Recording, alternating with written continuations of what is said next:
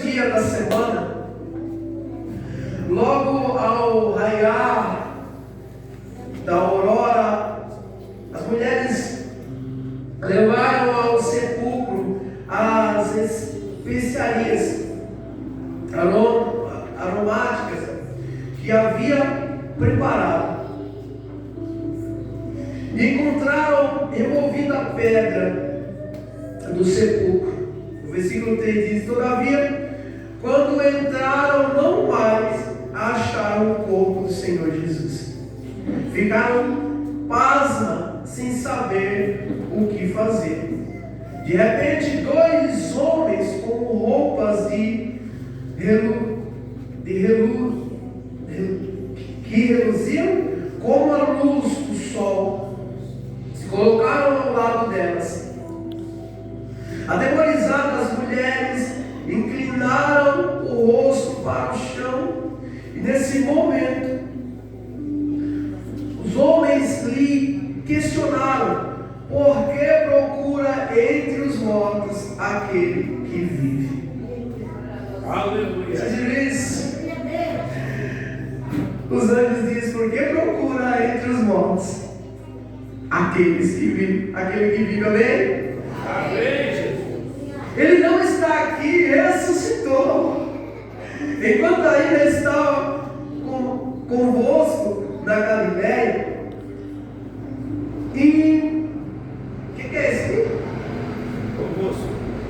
Que o filho do homem seja entregue nas mãos de pecadores. Ele falava que era necessário ser entregue nas mãos dos pecadores e seja crucificado e ressuscite no terceiro dia. Então se lembraram das palavras de Jesus, e ao voltarem do sepulcro, elas compartilharam tudo com que tinha acontecer aos 11 e a todos os outros. As mulheres que relataram todos esses fatos aos apóstolos, elas falaram para eles. Foram Maria, o nome delas era Maria Madalena, Joana e Maria, mãe de Tiago, bem como as demais que com elas estavam. Amém? O 11 diz: portanto eles não acreditaram nas palavras de Ciro, mas eles não acreditaram nelas. As palavras daquelas mulheres, não acreditaram em nenhuma. Ele parecia um delírio, parece que ela estava delirando. Contudo, Pedro levantou-se, saiu correndo até o sepulcro, e ao chegar, abaixando-se, viu as faixas de linho e mais nada. Então, e não tinha mais nada. Afastou-se e voltou, perplexo com o que tinha acontecido. Amados, nesse texto aqui nós vemos algo tão importante que aconteceu, um fato tão importante. Jesus, ele foi entregue nas mãos dos pecadores. Jesus, ele foi levado à cruz. Só que antes, ele estava na Galileia, ele já tinha alertado aos que andavam com ele, inclusive essas mulheres, inclusive essas pessoas que estavam próximas dele. A Bíblia diz que as mulheres eram muito presentes, sabe, muito presentes junto a Jesus. O ministério de Jesus era muito, sabe, ajudado pelas mulheres. As mulheres cuidavam da parte, sabe, da alimentação, via as necessidades. As mulheres estavam ali. E como toda boa adoradora, tinha algumas pessoas: Maria Madalena, Maria mãe de Tiago, tinha também uma mulher chamada Joana, que era a mulher de um homem muito importante chamado Chuza. Ela estava sempre próximo de Jesus, no ministério de Jesus.